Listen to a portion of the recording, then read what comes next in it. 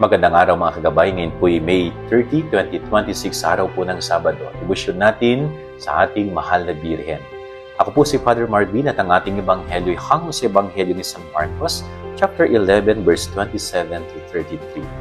So, kinu-question po ng mga ilang Pariseo, Hudyo, Skriba at mga matatanda ng bayan ang authority ng Panginoon, yung kanyang kapangyarihan, bakit pinalayas niya yung mga nagtitinda sa loob ng templo. Imagine itong mga tao na ito na nag-question ng authority ng Panginoon. Ibig sabihin, hindi nila kilala si Jesus. Ibig sabihin, hindi pa ganun kalawak o kalalim ang kanilang pagkakilala sa ating Panginoon. Kaya until now, inu-question nila ang authority ng Panginoon. Ito po'y napakagandang pagnilayan din na sa ating sarili. Tayo ba may malalim na pagkakilala na sa ating Panginoong Jesus? Kilala ba natin si Jesus? Alam ba natin kung sino talaga si Jesus?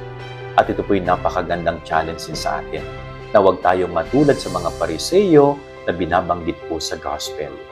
Hindi nila kilala si Jesus. Kaya, inu-question nila ang kanyang authority.